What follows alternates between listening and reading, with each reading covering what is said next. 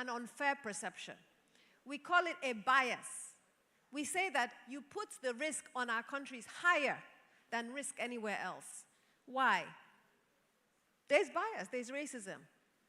We don't provide enough success stories like the LAPO success stories. We don't elevate our voices, and we're not providing the data that the industries need. And so we've taken on this fight at One Campaign, and we believe we must win, and we need to partner. So that is integral to our climate finance sustainability fight.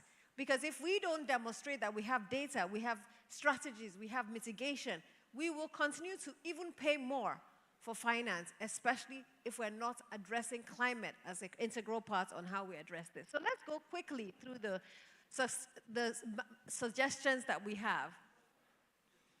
We must continue to put women at the foundation of our climate finance, sustainable financing, because they're most affected, but because they're also part of the solution, and they're part of changing narratives. Let's move to the next slide.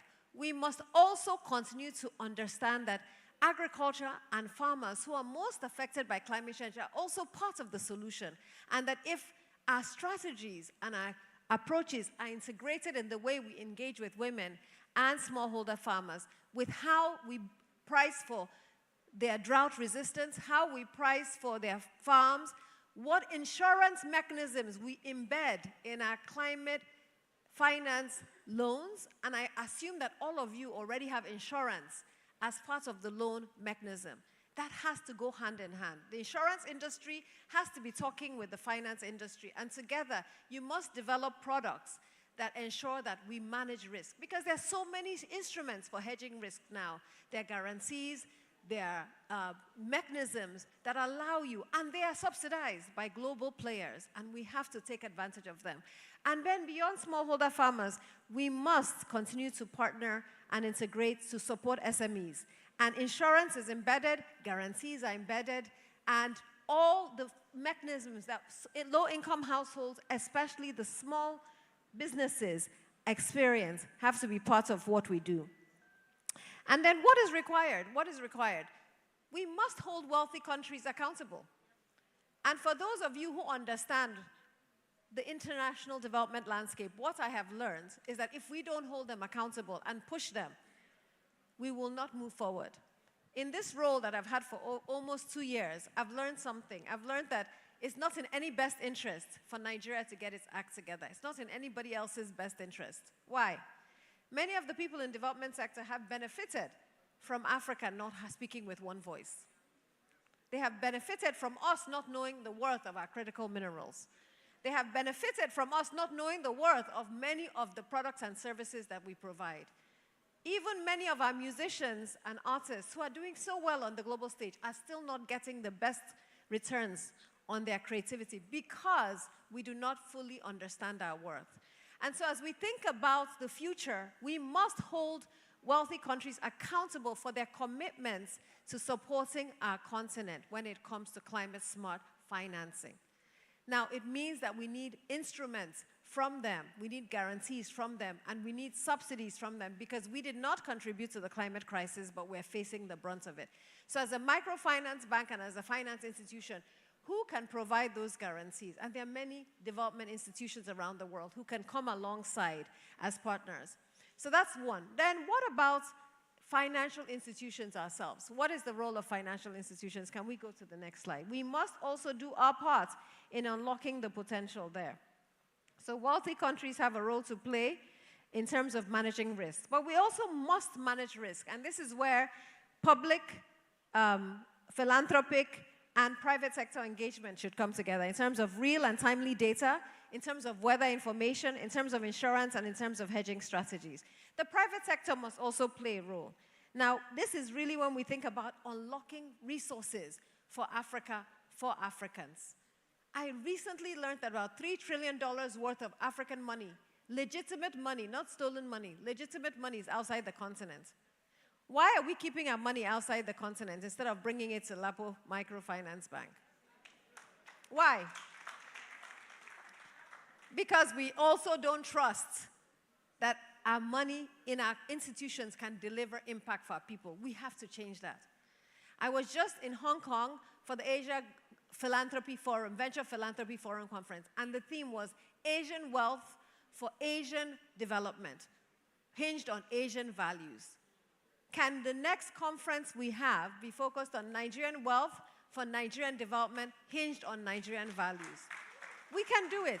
We need Nigerian money, good money, building Nigeria. We need to partner with legitimate institutions that are demonstrating a return on investment, that are hinged on integrity and transparency. And this is where the private sector must play a role. What gives me hope? All hope is not lost. There are many, many bright spots. I'm seeing lots of innovation in the ecosystem. I'm seeing lots of partnerships emerging. I'm seeing adaptation instruments that are being leveraged even on our continent. And Africa is already at the forefront of this. I am seeing adaptation instruments that are yielding 10x return on investment. I'm also seeing movements, and I'm part of one of the movements called Dandelion.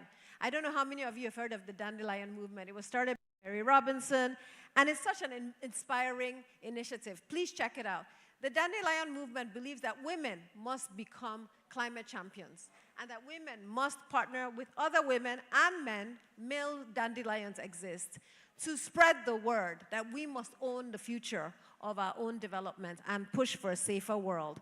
I'm also hopeful because African Development Bank is, through the Africa Development Fund, putting money into climate smart investments. And LAPO should benefit from ADF 17. I am currently an ADF 17 champion, going around the world making sure that African Development Bank can raise billions of dollars, and at the forefront of their agenda is climate smart financing and subsidized financing for those who are committed to climate resilience. So please support ADF 17. And finally, what gives me hope? Innovations. There are lots of innovations across the world and in Africa that are demonstrating what you can do to hedge, what you can do to invest, what you can do to reduce risk, and what every business must have as a key component of their work. So as I round up, I'll show a final video. I mentioned to you that all over the world, I'm going around in my role, changing narratives about Africa, telling positive stories to reduce the cost of capital, to ensure that people know that we are innovators, we are driving change, and we are moving our countries forward.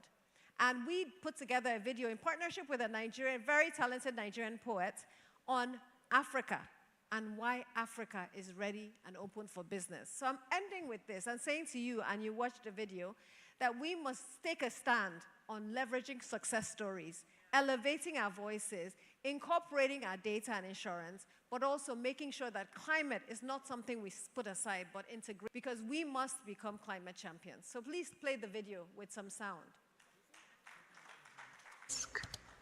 Interesting, but stay with me. You mean Lagos, where fintech rises before the sun? Or Joburg, where Charles LeBron didn't walk? Or Dakar, where rhythm breaks the rules? Risk? No. This is return. Return on belief. On the girl in Enugu sketching dreams with charcoal. On the boy in Soweto coding futures from a shared laptop. And a Nigerian musician making dreams from a stolen laptop. On the market woman in Kumasi who knows profit without spreadsheets.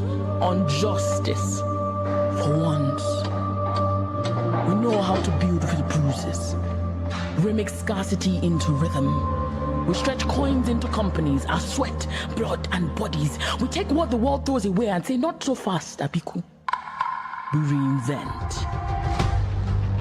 You still don't get it. This is not aid. This is alignment. You don't donate to us, you partner, or you get left behind. Because the continent moves quietly, powerfully, unapologetically. So your hesitation is your loss. Because what we call hustle, we call innovation 20 years later. We are not waiting for green lights. We are building roads on red. We are not fragile. We are anti-fragile. Our wounds became weapons. Our delays became data. Our waiting made us wise. Africa doesn't need your charity. Africa is your clarity. On where the future breeds. On where the world resets. On where value multiplies like cassava after rain. So if you fear risk, don't come.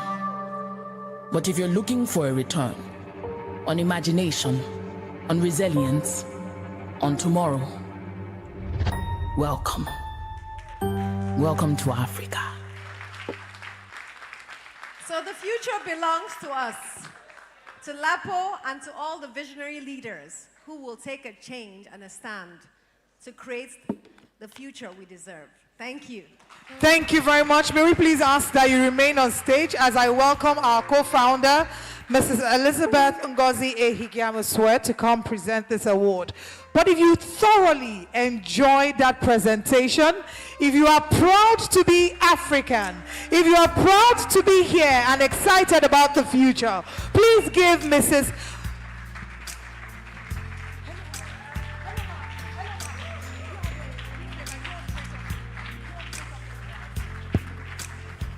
All right, please, a round of applause once again for Mrs. Oneli. A round of applause for her.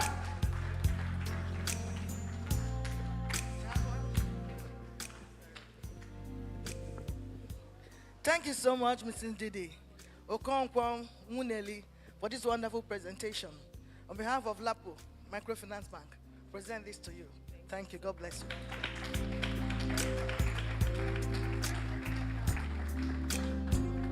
Thank you very much, Mrs. Ndidi Okonkwo Muneli, for that very brilliant session. Can we again give her another applause? And thank you very much to our co-founder for making the award presentation. I can't be the only one who had goosebumps while I was watching that video. I just felt, indeed, I am so proud to be African. And the future is really bright from where we stand.